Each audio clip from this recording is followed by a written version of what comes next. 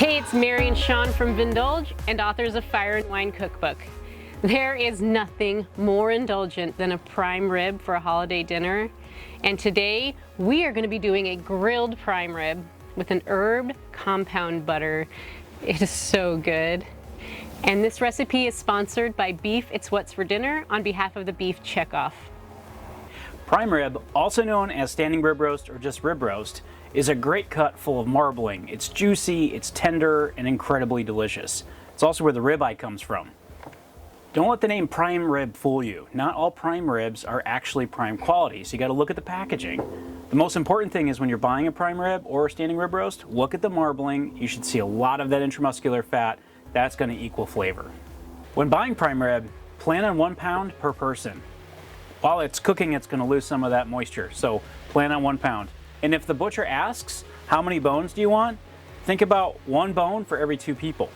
So if you get a 3-bone prime rib, it's good for 6 people. If you get a 4-bone like we have here, it's good for 8 to 9 people.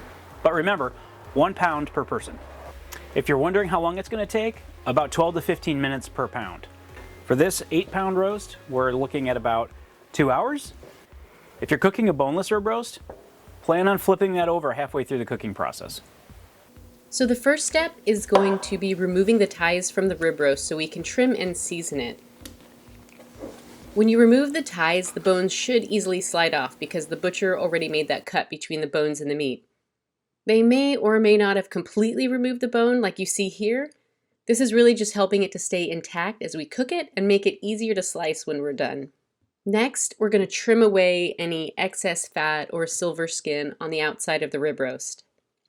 There's good fat and bad fat. The silver skin is bad and we want to remove it. Now, not all rib roasts will have that silver skin, but this is what you want to look out for. This stuff will be chewy, so you want to take it off prior to seasoning and cooking. You can see that it just easily pulls back on its own, and we're just helping it out with a sharp knife. Now we're just going to continue looking at some of that additional hard fat that isn't going to render out and take a little bit of that off. I don't want to cut too much of this off because I don't want it to lose the roast shape, but I do want to remove any of those thick pockets because that is not going to render out and it's going to taste a little unpleasant. So just trim those up. Finally, I'm just going to keep fine-tuning, taking off more of that silver skin and gently lifting it away. All of this silver skin is not flavor, it's just texture, and when you bite into it, it will taste tough. So we want to get rid of it. Now you can see we've trimmed it up, gotten rid of that silver skin, and we still have a good amount of fat and have maintained its shape. So now we're going to tie it back up and season it. I'm just going to tie up those bones. This is going to help maintain its shape as it cooks. We generally use 1 tie in between each of the bones. That should do it. And now it's ready to season. We're starting with a coating of olive oil, just so the rub can adhere to it. Just about 3 to 4 tablespoons for this 8-pound roast. We're going to coat it with our rib roast seasoning. This is a simple combination of kosher salt, coarse black pepper, granulated garlic, and some dried herbs.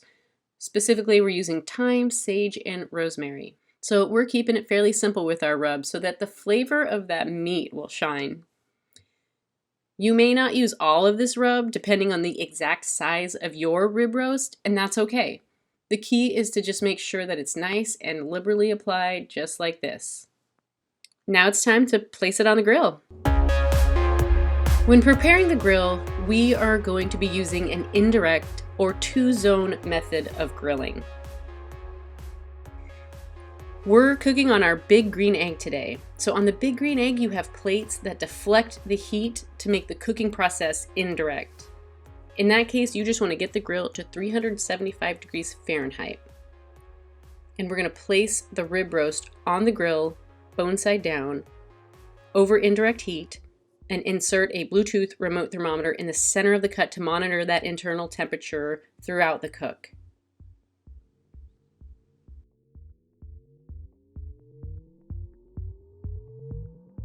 If you're cooking on a pellet grill, similar to the big green egg, you also have a deflector plate that defaults them to indirect.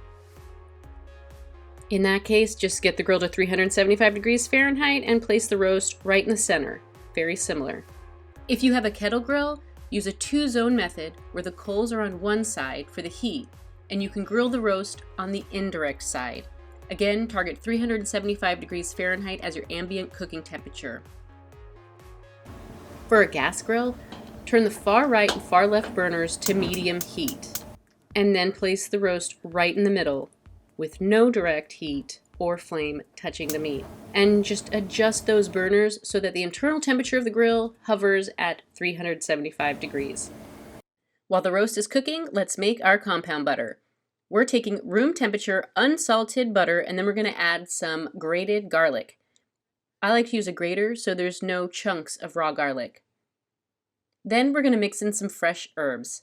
I love to use freshly chopped rosemary and some thyme, maybe a little bit of parsley, but you can also add some sage or other herbs that you love. Then we're going to add a little kosher salt and then simply mix it all together. And then at this point you can roll it out into a log using plastic wrap or just leave it in a serving dish and spoon it over your slices of prime rib when they're finished. Then place it back into the fridge until it's time to serve.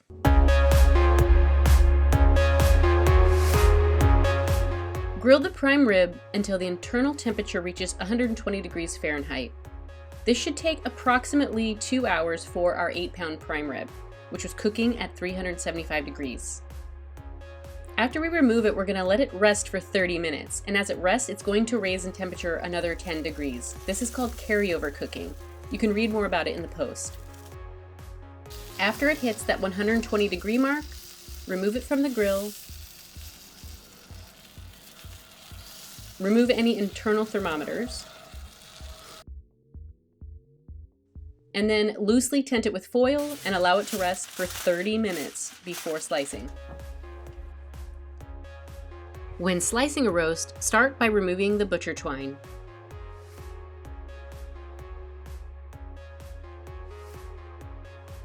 And then remove the bones and set those aside for snacking. And then place the roast back on the cutting board bone side down, or at least where those bones used to be. And now just slice it into thick portions. You will notice too that some of those outer portions will be cooked to medium or even medium well. This is totally normal, and this is why we take the temperature at the center of the roast while cooking.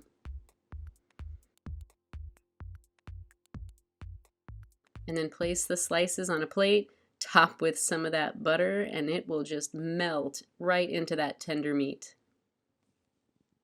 So this one was rested 30 minutes, and then we sliced it up, and now I think it's our job to taste it. It's important. It's very important. Quality control. So we're serving it. We would serve it, you would serve a slice of it on the plate for your guests, put about a tablespoon of that herbed compound butter, and just watch it melt onto that slice of delicious grilled prime rib. But we're just going to take a little slice here today. Oh yeah. It's a good bite. Ooh, here you go. I'm going to put just a touch of this butter on here. Mmm, so tender. Got that nice charcoal flavor. That's really good. That is phenomenal. I'm telling you, we've had prime rib cooked every way you can cook it, and this has to be one of my favorite. It has got this beautiful like char on the outside with the herbs and the dry rub, and it is so tender on the inside. This is perfectly cooked. So good. So good.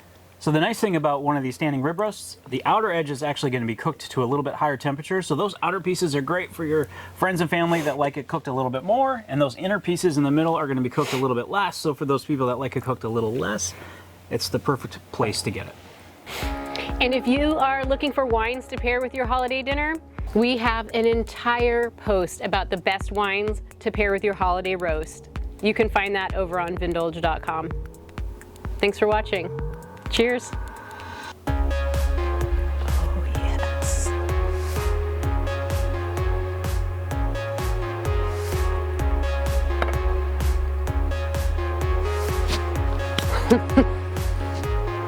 That's so good.